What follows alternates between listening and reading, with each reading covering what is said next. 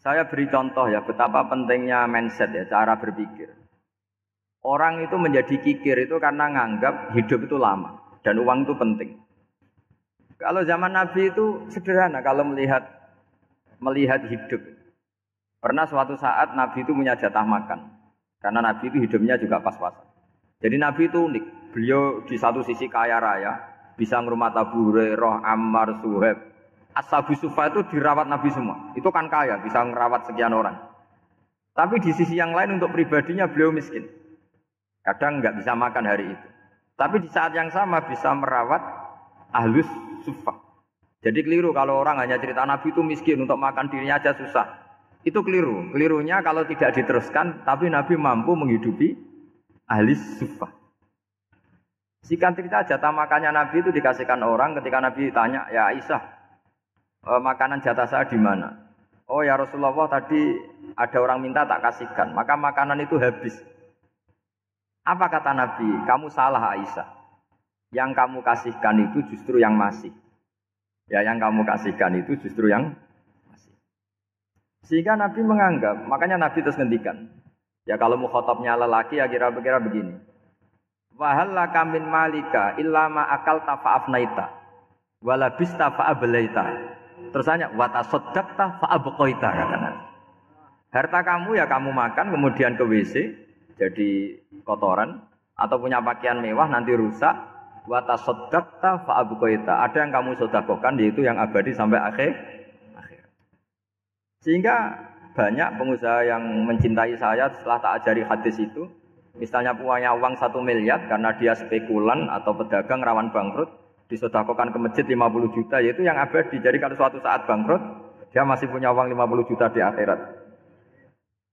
Jadi Nabi itu mengajari sedekah itu apa? Ya sedekah itu pengabadian uang. Kalau kita kan enggak, bilang sedekah itu nguras uang.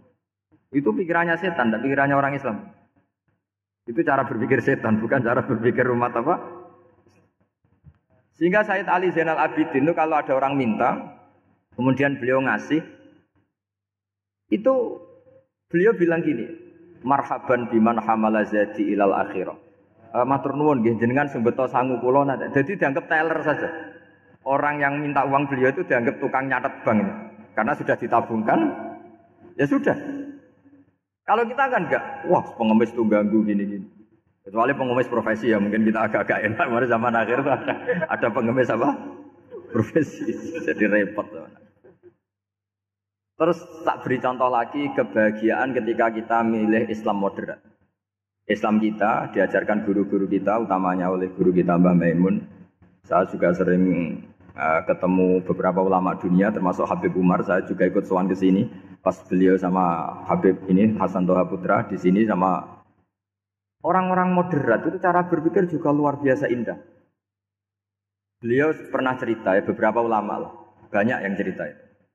Saya pernah diceritani seorang alim ketika ada orang ekstremis itu mau ngebom di tempat maksiat. Kebetulan yang maksiat itu kebanyakan ya orang Islam. Karena di negara yang mayoritas Islam. Ditanya sama Syekh Sa'rawi. Syekh Sa'rawi itu mufassir top di mana? Mesir. Ini mau tak habisin karena mereka orang Islam kok maksiat terus. Terus ditanya sama Imam Sa'rawi. Laumatu ala khini ma'asihim aina masiruhum. Kalau mereka mati dalam keadaan maksiat, mereka kemana? Ya ilanar, mereka pasti masuk neraka. Terus ditanya sama Imam Sa'rawi. Wahal masiruhum ilanar muradun nabi amla. Punya umat maksiat kemudian mati masuk neraka, itu yang diinginkan Nabi apa enggak? Ya tidak aja. Ya sudah, enggak usah dibom, ditunggu tobatnya kata.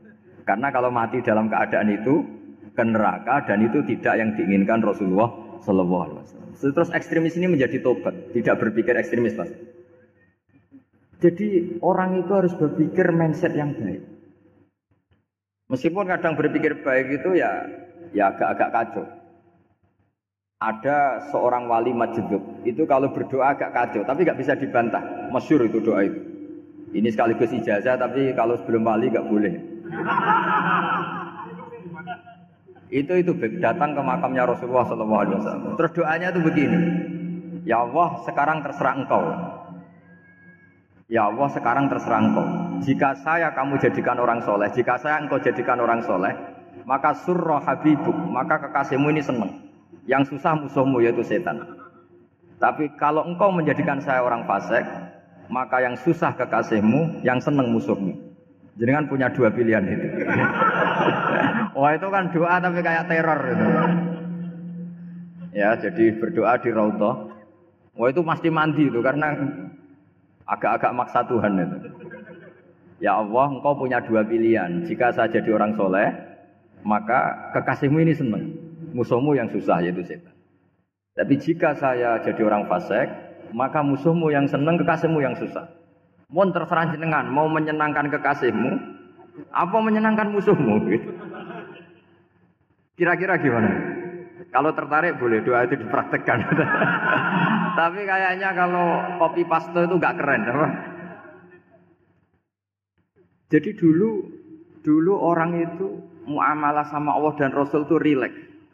Rileks itu nyaman karena ya tadi, qul bi fadlillah wa bi rahmati fa bidzalika falyafrah.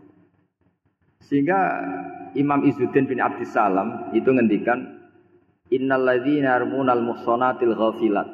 Di antara kebaikannya ibu-ibu atau mbak-mbak ini harus berstatus ghafilat. Perempuan-perempuan pelupa. Ghafilat itu pelupa. Pelupa dari kenikmatan maksiat sehingga mereka dengan taat. Misalnya ada ibu-ibu atau mbak-mbak atau juga bapak-bapak tahajud, kemudian nyaman dengan tahajud itu. Kira-kira terbersit enggak ingin maksiat?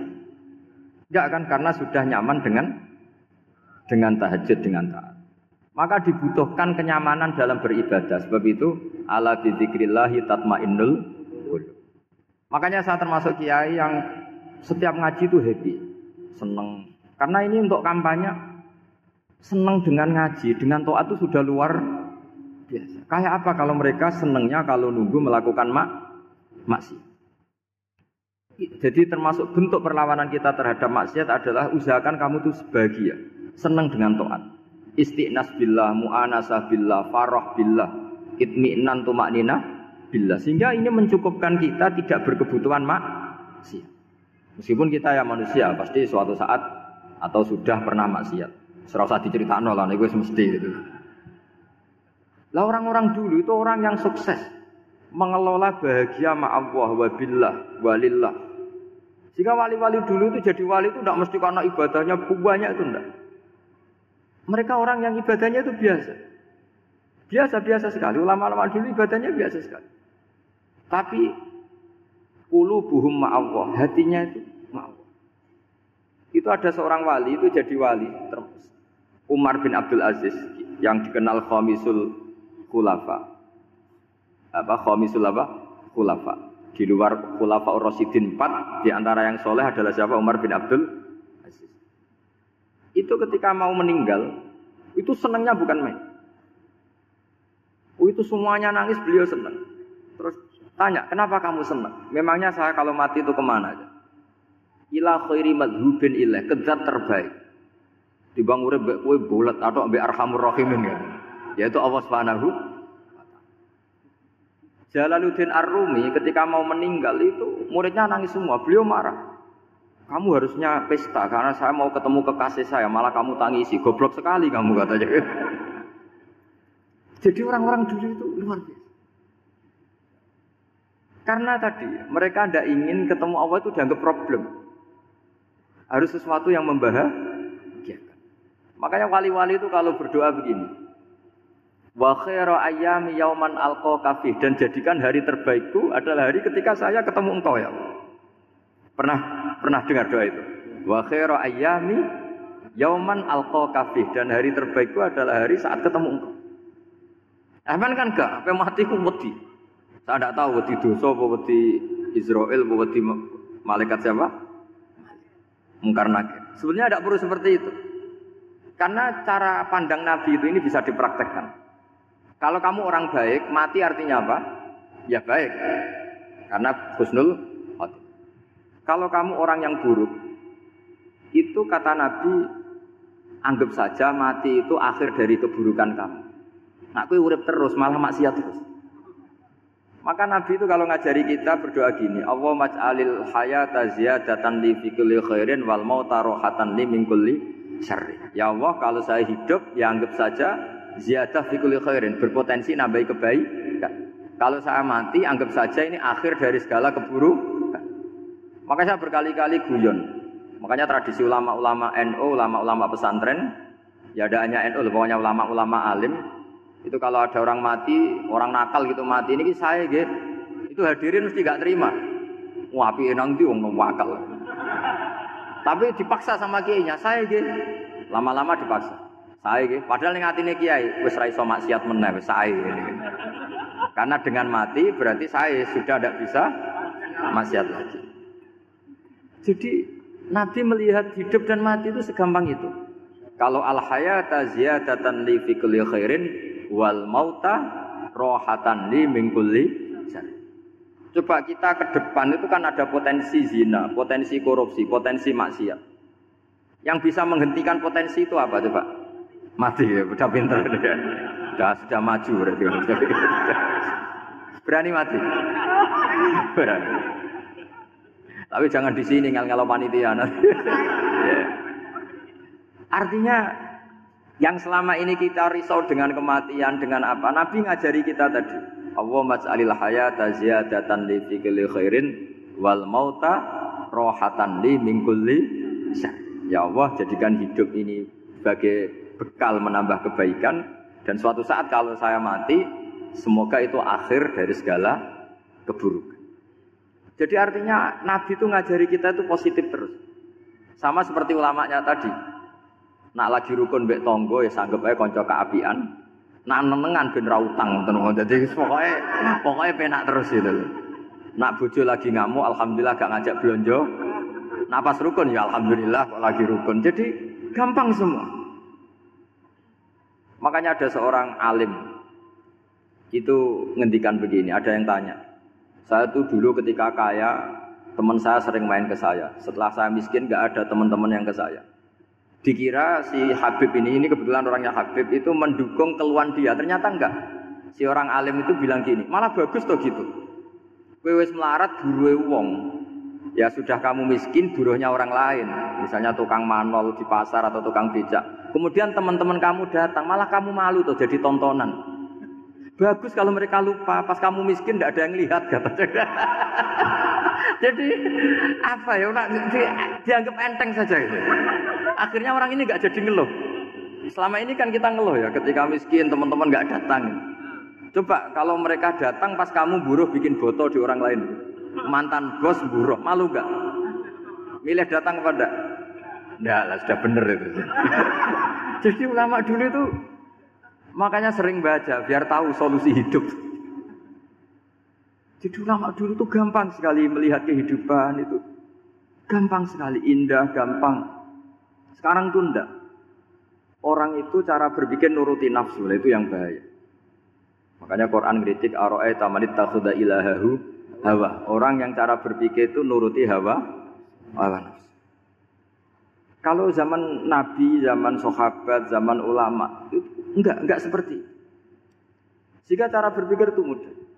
Makanya kata Nabi absyiru ya ma'syaral muslimin kata. Kamu harus senang ya ma'syaral muslimin. Allah sekarang buka pintu langit yang sebelumnya enggak pernah dibuka.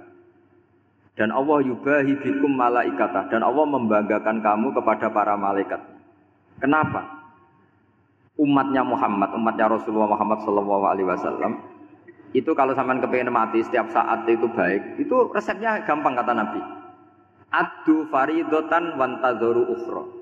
Jadi Allah memberitahu, ya Muhammad, umatmu ini luar biasa. Jadi misalnya tadi kita sholat subuh, ditanya, Bahak kamu sekarang ngapain? Nunggu sholat duhur ya. Setelah sholat duhur ditanya lagi nunggu apa asar. Sehingga pamangkanat hijratuhu ila wa rasulih fa hijratuhu ila wahi. Jadi kalau ya sudah ini tak ijazahkan. Kalau setelah sholat subuh nunggu apa? Duhur. Setelah duhur nunggu. Sehingga ketika kita mati itu statusnya penunggu sholat. Tapi kamu kan enggak miskin. Kenapa? Penunggu kaya. Ya itu enggak masuk surga ya. Penunggu kemapanan. Berarti kan menunggu sesuatu yang seleranya nafsu. Beda kalau penunggu sholat. Berarti kamu di dunia menunggu ritual ibadah. Maka di antara ijazahnya Nabi apa? Addu faridotan wantazuru ukhra. Melakukan satu fardu, kemudian kita menunggu tugas berikutnya. Jadi ini hati saja setelah subuh nunggu apa? Duhur. Setelah duhur, meskipun kita di perapatan, apa? Nunggu asar. Tapi ya asar betul, jangan nunggu tok pas asar. Jadi sebetulnya umat ini gampang sekali. Jadi di antara kebanggaan Allah, yubahi itu Allah bangga dengan malaikatnya adalah umat ini adalah addu faridotan wantazuru ukhra, melakukan satu fardu kemudian menunggu fardu yang lain. Dari mengkhidmati kampus, ingin mengkhidmati masyarakat, dari satu masyarakat lokal Semarang menjadi sampai sekarang sampai Banjarmasin, Unisula mau bikin kampus di sana terus gitu. Dari satu tugas ke tugas yang lain. Makanya Islam diajarkan setelah satu tugas selesai, faida faruh tafan. Jadi sehingga hidup kita itu dinamis. Dari satu kebaikan menunggu kebaikan lain, dari satu kebaikan menunggu. Sehingga hidup kita ngapain? Nunggu satu kebaikan. Ini sudah masuk faman kanat hijratuhu ilallahi wa rasulih, fa hijratuhu ilallahi wa rasulih. Sehingga bayangkan kalau kita direkam Allah, Gusti kula ampun mati nak dereng sugih. Wis melarat puluhan tahun, sakit, nunggu sesuatu sing sifatnya nafsu, kepengin sugih. Sugih tok jak cukup. Tahu burono wong sing tahu ngenyek ndekne lho, itu kan urung-urung wis dendam. Saya belum mau mati sebelum kaya dan buruhkan orang yang pernah melecehkan saya. Wis ngono akhirnya mati urung sugih. Berarti wis fakir matine hasud. Mau itu ngenes dunia akhirat kan kira-kira seperti itu. Kamu santai aja kalau fakir berarti meringankan hisab karena ada banyak harta. Yang mau dihisab apanya? Enggak punya apa-apa. Jadi saya mohon sekali ya, Islam itu mengawal kebahagiaan. Sebab itu sampai bahagia itu menjadi perintah Islam, kul bi fadlillah wa bi rahmati fa bidzalika falyafrahu. Karena dengan bahagia bi taat diharapkan orang Islam itu tidak bahagia atau cari kesenangan lewat jalur apa maksiat. Sehingga ciri utama wali apa? Ala inna auliya Allahi la khaufun alaihim wa lahum yahzanun. Sehingga ulama dulu itu rileks-rileksnya. Termasuk yang saya ceritakan tadi, Imam Ahmad, Imam Syafi'i, itu melihat apa saja rileks. Ya tadi kalau disenangi orang ya barokah, punya kawan kebaikan. Nak dineng ya barokah dineng di gedingi tonggo rada utang, ngeranjuk tulung itu. Jadi rileks saja. Masyhur itu Imam Syafi'i ngendikan waman asaa ilaika faqat atlaqaka. Orang yang berbuat buruk sama kamu hakikatnya adalah membebaskan kamu. Atlaqa itu apa? Membebaskan. Enak gak jadi hidup gitu? Kalau kamu kan enggak, kok gedeng aku salahku apa? Malah kamu ujub dong, orang kok gak tahu salahnya. Kamu jadi suami, istrinya ngomel, kurang apa saya sebagai suami? Ya kurang banyak, enggak ganteng, enggak kaya, enggak ini. Malah kalau diterangkan malah parah toh. Ya sudah rileks saja, kalau dia ngomel ya tadi, alhamdulillah dapat pahala tanpa apa? Biaya. Terus ngomel kan butuh energi, paling yang enggak kuat 3 jam. Nanti juga berhenti apa? Sendiri. Terus ambil nilai positifnya, misalnya ngomel sama suaminya, bagus lah. Kalau ngomel sama tetangga malah kayak apa gitu aja udah. Jadi ulama dulu itu gampang sekali melihat hidup. Rasulullah ya gitu, melihat hidup tuh gampang saja. Ketika tanya, ya Aisyah apa ada sarapan? Tidak ada ya Rasulullah, ya sudah saya tak puasa. Jadi enteng saja. Kadang-kadang beliau ingin puasa, ya puasa sunat, ada sarapan nggak jadi puasa. Rileks. Nabi itu rileks. Kalau ngajari kebaikan juga rileks. Nah sekarang itu banyak orang yang karena mungkin kurang baca, Islam itu kayak menjadi aturan yang bengis, yang repot, yang mengekang. Itu tidak seperti itu. Yuridu wa bikumul yusra wala yuridu bikumul usra. Allah menghendaki agama ini mudah. Sehingga ada sahabat di Mami Mu'ad itu baca Baqarah. Sahabat ini pekerja petani, mufarokoh ditinggal. Ketika Mu'ad lapor, ya Rasulullah ini ada orang munafik, tengah-tengah sholat mufarokoh saya ditinggal. Yang disalahin itu tidak yang tinggal tapi Mu'ad. Afattanun anta ya Mu'ad, kami itu tukang fitnah. Masa ngimami petani pakai surat Baqarah? Jadi yang disalahkan ini imamnya. Kalau kamu jadi imam, sholatnya ya yang cepat. Makanya terus banyak orang kecepatan karena tadi.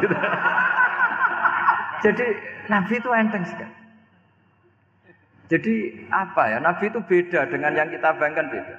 Nabi pernah ngaji di masjid, kemudian ada tetangga lewat pakai cangkul ke kebun. Semua sahabat gerutu. Ini orang tidak benar. Ada Nabi ngaji ditinggal saja ke kebun, tidak ikut ngaji. Jawabannya Nabi tidak. Itu bagus, itu ikut sunnah saya. Kenapa ya Rasulullah? Dia kerja nyari halal. Dan untuk menghidupi keluarganya itu juga ajaran saya. Sehingga yang ngaji ya ajarannya Nabi, yang enggak ngaji karena kerja mencukupi keluarga juga ajarannya Nabi. Segampang itu. Oh, kalau kayaknya kamu kan, wes gak roh akhlak kan gitu. Nabi rileks saja nggak gini. Sampai bisa lihat itu di Ihya di bab Fadhailul Kasbi. Makanya ini penting sekali supaya orang itu berpikir Islam atau mendakwahkan Islam itu berdasar sanad ya yang muttasil yang pernah dilakukan Rasulullah sallallahu alaihi wasallam. Semoga barokah. Assalamualaikum warahmatullahi wabarakatuh. Waalaikumsalam warahmatullahi wabarakatuh. Halo. Terima kasih kami sampaikan atas pencerahan yang disampaikan oleh Gus Baha. Alhamdulillah ini masih ada waktu yang sangat panjang sehingga kita akan buka sesi tanya jawab.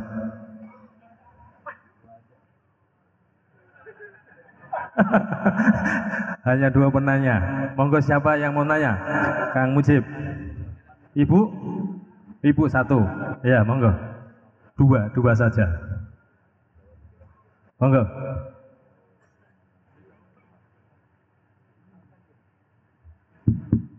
Assalamualaikum warahmatullahi wabarakatuh.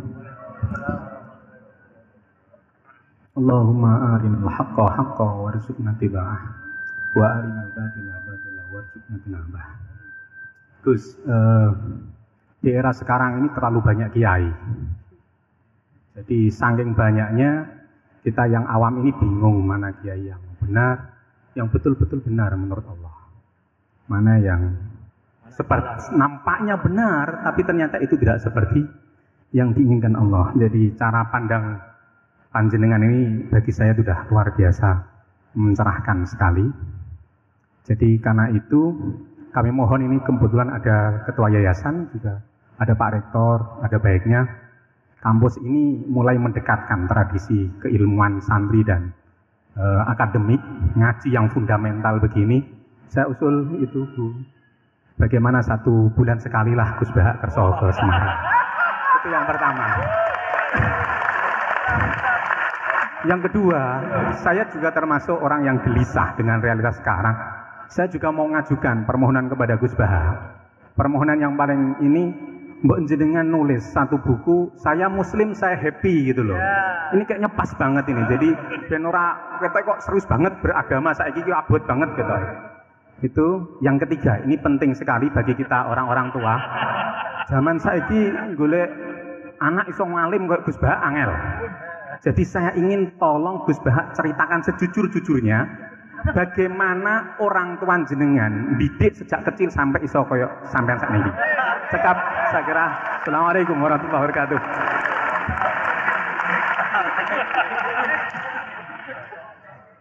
Yang kedua, monggo. Mohon dibantu mic. Assalamualaikum warahmatullahi wabarakatuh. Gus Baha, kula badhe tangklet. Jangan kayak ini ya.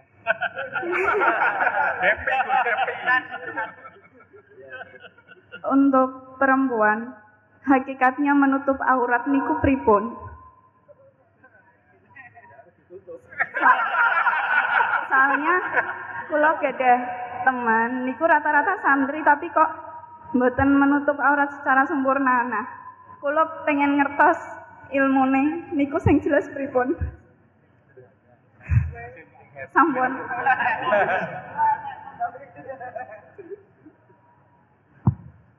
Ini sudah normal ya, pakai ini aja. Ini jawab yang Mbak dulu yang gampang gitu. Ya yang jelas itu satrul aurat itu ada yang fisik ya, kayak menutup aurat dalam mazhab Syafi'i kita tahu auratul mar'ah fis sholat itu ada pengecualian ilal wajah wal kaffain. Tapi kalau kharijah sholat adalah jami'u badaniha dalam madzhab Syafi'i. Tapi dalam sebagian ulama mengatakan ilal wajah wal kaffain tetap termasuk istisna di luar sholat. Itu dari segi fisik ya atau zahir. Tapi sebetulnya juga harus dilakukan satrul aurah secara maknawi, menutup sesuatu yang buruk. Artinya kan gini ya, aurat itu kan sesuatu yang buruk kalau kelihatan. Sehingga misalnya kasus di beberapa negara, mungkin fisiknya sudah benar ditutupin, tapi mungkin tetap maksiat. Tapi ada yang gugat, yang penting nggak maksiat meskipun buka aurat. Ya keliru, buka aurat sendiri sudah maksiat, itu malah aneh lagi. Gitu. Tapi yang jelas filosofi hijab atau satrul aurah itu usahakan yang zahir maupun yang apa? Batin. Karena Indonesia itu memang agak unik. Saya sering ketemu peneliti dari beberapa negara, meneliti Indonesia itu paling pusing. Kadang ada orang yang auratnya biasa datang ke masjid. Itu kan bingungkan malaikat, mau ditulis dosa itu ke masjid, mau ditulis taat itu buka aurat. Tidak tahu hitung-hitungannya gimana nanti. Tapi memang ya sudah seperti itu. Yang jelas standar aurat ya kita tutupin sesuai standar madzhab Syafi'i maupun mengikuti yang tidak apa Syafi'i. Tapi filosofinya juga harus kita ikutin. Jadi dua-duanya harus kita ikutin. Sebagai perintah, bukan sebagai syarat. Itu beda loh perintah sama syarat itu. Sebagai perintah, bukan sebagai syarat. Kalau sebagai syarat itu begini. Syaratnya orang Islam itu harus nutupi aurat begini-begini. Nanti kalau yang enggak gitu dianggap tidak Islam, itu menjadi ekstrim. Tapi kalau sifatnya perintah, ya perintah saja. Yang enggak melakukan paling banter dianggap fasikoh atau tidak solihah, tapi tidak sampai menjadi keluar dari Islam. Ya jadi gitu ya. Jadi karena apa ya? Ya sudah seperti itu. Obsesi kita tentu ingin kesolehan. Ingin kesolehan sebagai perintah, saya ulang lagi. Jangan biasakan kalau ada aturan itu sebagai syarat. Misalnya gini, kowe nak ora alim ora anakku itu bahaya. Mosok ora alim terus ora anakku, karena rata-rata orang itu udah alim gitu. Nanti terputus dari bapaknya semua. Tapi hanya sifatnya perintah. Perintahnya seorang bapak ke kita supaya alim. Makanya ulama mengatakan perintahnya Allah. Perintah itu lebih rileks daripada disebut syarat. Karena syarat sekali nggak memenuhi menjadi ndak. Makanya Sayyid Muhammad kalau ngarang kitab sering wajibat itu lebih ringan ketimbang apa? Syarat. Jadi beda kalau dalam filosofi ilmu. Jadi gampang perintah. Tentu yang nggak melakukan perintah itu ya kurang baik, tapi tidak sampai keluar dari apa? Islam. Karena perilaku kesolehan itu perintah, bukan syarat. Sehingga Nabi nanti ngendikan beberapa yang masyhur itu kan syafaati li ahlil kabair min mati. Meskipun umatnya yang enggak benar ya tetap diakui sebagai umat. Jadi beda perintahnya Nabi sih semuanya kalau bisa soleh. Harus bisa soleh. Tapi tetap ini sifatnya perintah bukan syarat. Enggak bisa kamu mengatakan syaratnya orang Islam itu dalam beraurat begini, syaratnya soleh enggak pernah maksiat. Memangnya Nabi enggak pernah maksiat. Ya saya kira demikian ya, cukup ya. Nah kalau ini resikonya dia seneng saya, makanya bagus dia tidak seneng saya, jadi enggak. Jadi ini kalau seneng saya malah ngatur-ngatur gini. Ya. Terus soal ngaji di sini tiap bulan itu jelas tidak satu rutin karena kalau sampean sopan di mana-mana ngaji itu datang ke kiainya.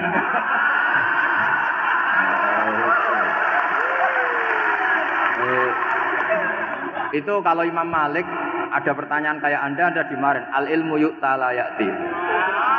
Jadi sumur itu tidak tangin, bukan sumurnya dipindah. Ini enggak sopan sekali.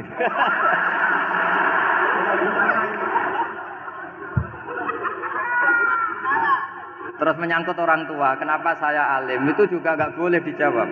Rata-rata orang itu udah alim, masa orang tua seluruh Indonesia salah? Itu ada hikmahnya sendiri. Saat kali-kali ngaji, bodoh itu barokahnya banyak. Coba barokahnya orang bodoh, akhirnya nempat di pedalaman Kalimantan, Sulawesi, akhirnya bikin masjid di situ bikin. Kalau dia alim mungkin jadi ketua MUI di Jakarta. Nggak akan punya desa bina. Jadi Allah mendesain ini sudah sempurna. Sudah tidak usah protes, sudah begitu aja. Coba ada orang alim alamah, kira-kira itu kan nggak akan di pedalaman Kalimantan Sulawesi. Barokahnya santri rodok bodoh itu akhirnya kerja di dalam hutan, kerja di kampung-kampung. Akhirnya agama ada di mana? Kalau pinter semua, di Unisula semua jadi rektor nanti. Jadi Allah mendesain ini sudah baik, tidak usah dipaksakan sesuai versi kamu, nggak usah. Jadi ya sudah, memang seperti itu. Jadi dulu zaman sahabat itu, saya cerita sedikit. Nabi itu kalau muji Madinah itu sundel langit, kalau muji Mekah ya sundel langit. Tapi Sayyidina Ali keluar ke Kufah. Sayyidina Ali itu akhirnya pindah ke Kufah, ke Najaf. Karena pikirannya Sayyidina Ali, Mekah Madinah hanya baik secara bukah, secara tanah. Tapi di antara kebaikan Nabi adalah Nasrul Islam. Akhirnya Sayyidina Ali milih ke Kufah. Andaikan sahabat tidak milih keluar dari Mekah Madinah sebagiannya, pasti Islam tidak menyebar. Karena semuanya tersentralisasi di Mekah dan Madinah. Tapi ada saja sahabat yang tetap nyaman di Mekah Madinah, karena sholat di sana sebagaimana 1000 sholat. Ya sudah seperti itu, dilihat gampang saja. Akhirnya yang di Mekah Madinah ya tidak ngeritik yang keluar juga tidak ngeritik yang di Mekah Madinah. Jadi yang alim tidak ngeritik yang bodoh apalagi jangan ngeritik yang alim. Yang jelas orang bodoh ngatur orang alim itu dosa itu yang. Ya, saya kira demikian. Assalamualaikum warahmatullahi wabarakatuh.